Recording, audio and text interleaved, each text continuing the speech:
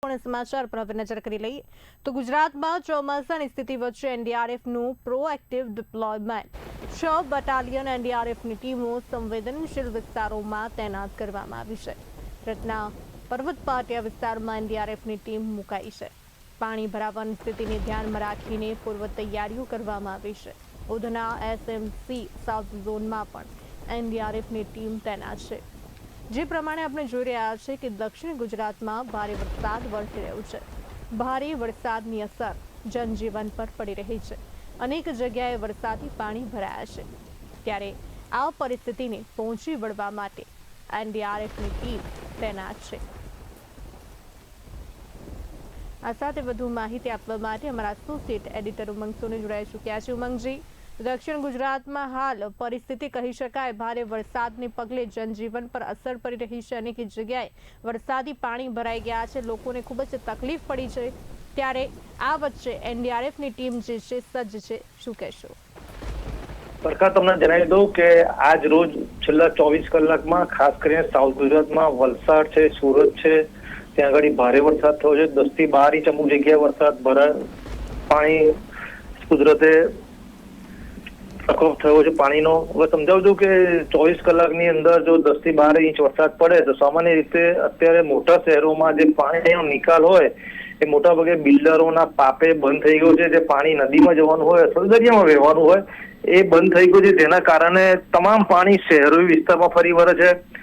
આ અગાઉ પણ કેટલી વાર સરકારમાં રજૂઆત થઈ છે, પરંતુ બિલ્ડરો પર સરકારના આશીર્વાદ હોવાથી કોઈ પણ પ્રકારે પાણીનો નિકાલ થતો નથી. આ પ્રકારે ભૂતકાળમાં બી ભારે વરસાદ પડતો હતો, પરંતુ પાણી ભરાતા નતા. પણ છેલ્લા ઘણા સમયથી જે શહેરી વિસ્તારોમાં બિલ્ડરોના પાપે જે પાણી ભરાયા છે એના ભોગ પ્રજા બની રહી છે. અને એના માટે એનડીઆરએફની ટીમ એક્ટિવ થઈ ગઈ છે. ટોટલ 6 બટાલિયન એનડીઆરએફ ટીમો સાઉથ ગુજરાતમાં વલસાડ કો, નવસારી કો, વાપી કો, સુરતમાં તૈનાત કરવામાં આવી છે. હવે તમને જણાવી દઈએ કે ખાસ કરીને એનડીઆરએફનું ટીમનું કામ એ છે કે જે પૂરના પાણીમાં ફસાઈ જાય લોકો હોય તેમને રેસ્ક્યુ કરીને બહાર સલામત સ્થળે મોકલવામાં આવે. કારણ કે પાણીનો પ્રભાવ અચાનક જ બળી જાય છે. કોઈ પણ પ્રજાજનોને ખબર પડતી નથી કે આ પાણી પોતાના ઘર બાજુ આવશે. થોડાક જ વરસાદમાં 2-4 ઇંચ વરસાદમાં પાણી ઘરો સુધી ભરાઈ જાય છે. જેના કારણે તેમના સુધી મદદ પહોંચાડવી સામાન્ય લોકો માટે અશક્ય હોય છે, સેવાભાવી સંસ્થાઓ માટે અશક્ય હોય છે. એના માટે સંપૂર્ણ કાર્યરત એનડીઆરએફની ટીમ હોય જેને પૂરના કાર્યકર્તાઓ નિષ્ણાતપૂર્વક કહેવાય એ ટીમો 6 બટાલિયન તૈનાત કરવામાં આવી છે. વલસાડના નીચાણવાસ્ત એનડીઆરએફ ટીમ સતત નજર રાખી રહી છે, ગશ્ત લગાવી રહી છે. હવે તમારી વાત કરી કે વલસાડમાં હનુમાન બગડા, દારૂડિયા વોર્ડ વિસ્તાર, તળિયાવાડ વિસ્તારમાં વિશેષ તૈનાતી કરવામાં આવી છે. સિવિલ કલેક્ટર અને 24 કલાક કલેક્ટર ઓફિસમાં એક કંટ્રોલ રૂમ તૈયાર કરવામાં આવે છે કે કોઈ પણ પ્રજાને પોતાના વિસ્તારમાં પાણી ભરાયું હોય તો તાત્કાલિક તેમને જાણ કરે, તેથી તેમને તાત્કાલિક મદદ પહોંચે. સરકાર તમામ મદદ માટે તૈયાર રહે છે, પરંતુ સરકાર ત્યારે જાગે છે ત્યારે નાક પર પાણી વહી જાય છે. જો પહેલેથી બિલ્ડરોને કંટ્રોલમાં રાખ્યા હોત અથવા તો પાણીનો સહી નિકાલ કર્યો હોત કે નદીઓમાં, નાળાઓમાં અથવા તો દરિયાઓમાં પાણીનો જે વહેણ હોય એને વહેતો કરી દીધો હોત તો મુશ્કેલી ના નડે. પરંતુ સરકાર મોડી જાગી અને પ્રજાની સુરક્ષા માટે 6 બટાલિયન એનડીઆરએફ ટીમ તૈનાત કરવામાં આવી છે. બરખા. ઉમંગજી, આમાં ઘણા બધા કહી શકાય કારણો છે જેના કારણે આ પાણી ભરાવાની સ્થિતિ સર્જાય છે અને પાણી ભરાયા છે. આપણે અગાઉ દ્રશ્યો જોયા હતા સુરતના છે, ત્યાં કમર સુધીના પાણી ભરાઈ ગયા હતા. હવે જો કમર સુધીના પાણી ભરાય તો લોકો ઘરની બહાર જ કેવી રીતે નીકળી શકે? કોઈ એમની જીવન જરૂરિયાતની વસ્તુ લેવી હોય તો પણ આવી રીતે પોતાના જીવના જોખમે પાણીમાંથી પસાર થવું પડે. અને જ્યારે આપે જે પ્રમાણે જણાવ્યું કે નાક ઉપરથી પાણી વહી જાય ત્યારબાદ જે છે તંત્ર જાગતું હોય છે. દર વર્ષે આવી જ પરિસ્થિતિ સર્જાય છે. જો આ બધી જ કાર્યવાહી જે છે, બધું જ કામ જે છે પહેલા જ 3 મહિના પહેલા જ કરી દેવામાં આવે તો આવી પરિસ્થિતિ ના સર્જાય. 1-2 મહિના પહેલા પણ કરવામાં આવે તો પણ લોકોને તકલીફ ના પડે.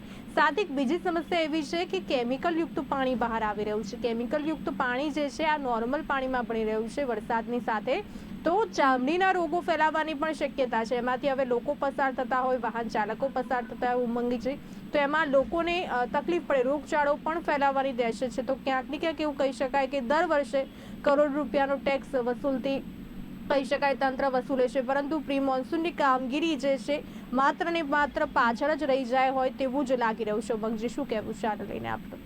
બરખાત તમને જણાવી દઉં કે પ્રજાજનો ભરપૂર સરકાર કહેવા મુજબ ટેક્સ ભરે છે, કે જીએસટી હોય, સીએસટી કે ઇન્કમ ટેક્સ હોય, અન્ય ટેક્સ હોય. સરકાર ટેક્સને પ્રજા જે ટેક્સ ભરે છે એના કારણે સરકાર ચાલતી હોય છે, અને સરકારનું કામ એ છે કે સરકારના જે ટેક્સના પૈસા હોય એની બરોબર વહેંચણી કરી અને પ્રજાના સુખાકારીના કાર્યો કરવાના હોય. પરંતુ ક્યાંક ને ક્યાંક સરકારમાં બેઠેલા ભાજપની સરકાર હોય, કોંગ્રેસની કે અન્ય પક્ષની સરકાર હોય, દરેક સરકાર પ્રી મોનિટર કામગીરી માટેના ચોપડા પર ચોમાસું આવતા પહેલા કાગળ પર બધા મોટા મોટા પ્લાન તૈયાર કરે છે, પણ રોડ પર હકીકત જોવા જાઓ, સ્થળ પર જોવા જાઓ કે મોટા સિટીમાં જોવા જાઓ, કઈ નહોતું. તમે જે કેમિકલ વાળા પાણીની વાત કરી, તમે જણાવી દો કે સુરતમાં ઘણા બધા ઉદ્યોગો છે, ને ખાસ કરીને કપડા ઉદ્યોગ માટે એમાં ઝેરી કેમિકલ વપરાય છે, વાપીમાં વપરાય છે. હવે આ પાણીનો યોગ્ય નિકાલ થતો નથી, જે સરકારના નીતિ નિયમનો નિકાલ થતો નથી, જેના કારણે આ લોકો જે પાણી છે, જે ઉદ્યોગપતિઓ છે, જે આ રાસાયણિક ધારો કે કપડાના વેપાર જોડે કે કેમિકલ ધારો કે એની જોડે જોડાયેલા વેપારીઓ એ પાણીનો નિકાલ સહી તરીકે ના કરે, એના માટે એ લોકો અંડરગ્રાઉન્ડ પાણી છોડી દે છે, અથવા તો એને પાઇપ માટે ખાડી વિસ્તારમાં મોકલાવી દે છે. સુરતમાં ખાડી વિસ્તાર એવો છે કે ત્યાં ખાડી વિસ્તારમાંથી જે શહેરનું ગંદુ પાણી હોય અથવા જે પાણી હોય સુધી દરિયામાં જાય. તો કેટલા સમયથી ખાડી વાળા જે પાણી દરિયામાં જતું હોય ત્યાં ઝીંગા તળાવ મોટા પ્રમાણમાં થઈ ગયા છે. થોડા સમય પહેલા જોજો સુરતમાં ભારે વરસાદ પડ્યો હતો, એના કારણે 42 લોકોના જીવ ગુમાવ્યા હતા. સરકારનું પેટનું પાણી નથી હલતું. સરકાર ધારો કે 2-5 લાખની સહાય કરી અને આશ્વાસન આપી દે છે, વેપારીઓને કરોડ રૂપિયાનું નુકસાન થયું છે, પરંતુ સરકારના પેટનું પાણી હલતું નથી એ સ્પષ્ટ દેખાઈ આવે છે. કારણ કે વારંવાર આ રીતે પરિસ્થિતિ સર્જાય છે. પ્રિમોનિશન કામગીરી દર વખત દરેક નગરપાલિકા મહાનગરપાલિકામાં થાય છે, પરંતુ તમે સત્ય હકીકત જુઓ તો એ કામગીરીની 1% અસર દેખાતી નથી. એનો મતલબ કે સરકારી બાબુઓ અથવા તો સરકારી ચૂંટાયેલા પ્રતિનિધિઓ ખાલી મોટી મોટી વાતો કરે છે. તમને ઘણી વાર સાંભળ્યું હશે કે મહાનગરપાલિકાના ચૂંટાયેલા પદાધિકારીઓ વિદેશ જાય છે. તેના માટે કે વિદેશ જેવું આપણું ગુજરાતને બનાવવું. વિદેશમાં ખાલી આંટા ફેરા મારી અને સરકારના પ્રજાના ટેક્સના પૈસા વાપરીને પાછા આવે છે. એનું અનુકરણ કશું થતું નથી, ખાલી ચોપડા પર થાય છે. પણ જે જુઓ, હમણાં થોડા સમય પહેલા સુરતની અંદર એક રાજ્યસભાના મેમ્બર એરપોર્ટ જતા હતા, તેમને વિડીયો વાયરલ કર્યો. એમને વિડીયો મહાનગરપાલિકા કમિશનર મોકલ્યો, સ્ટેન્ડિંગ કમિટી ચેરમેનને મોકલ્યો, શહેર પ્રમુખને મોકલ્યો. પરંતુ તમે વિચાર કરો, ખુદ ભાજપના રાજ્યસભાના મેમ્બરે આ રીતે પરિસ્થિતિ વર્ણવી હોય તો આ સરકારી અધિકારીઓ અને સરકારી બાબુઓ અને ચૂંટાયેલા પ્રતિનિધિઓ કેટલી જાડી ચામડીના મગર ચામડીના થઈ ગયા છે. તેમને પ્રજાની સુખાકારીની પડી નથી. ઇલેક્શન આવે, મોટી મોટી વાતો કરીને વોટ લઈ સત્તા ભોગવે છે, પરંતુ પ્રજાના સુખાકારી માટે 5 વર્ષ માટે ખાલી કાગળ પર કરે છે, કશું કરતું નથી. ઝેરી કેમિકલ વાળું પાણી લોકો કમર સુધી આવી જાય. તમે વિચાર કરો કે જે લોકો આવા પાણીમાં રહેતા હોય એની માનસિક સ્થિતિ શું હોય. એનો ભોગ બને છે, ચામડીના રોગ ભોગ બને છે, અને જે અન્ય રોગો ભોગ બને છે. સરકારે જાગવું જોઈએ. તો સરકાર નહીં જાગે તો એની પરિસ્થિતિ હવે ગંભીર દેખાશે. બરખા, અમારી સાથે જોડાવા બદલ આપનો આભાર. તો હાલ તેઓ ગુજરાતમાં ચોમાસાની સ્થિતિ વચ્ચે એનડીઆરએફની ટીમ સજ્જ છે. 6 બટાલિયન એનડીઆરએફની ટીમો સંવેદનશીલ વિસ્તારોમાં તૈનાત કરવામાં આવી છે. સુરતના પર્વત પાટિયા વિસ્તારમાં એનડીઆરએફની ટીમ મુકાઈ છે.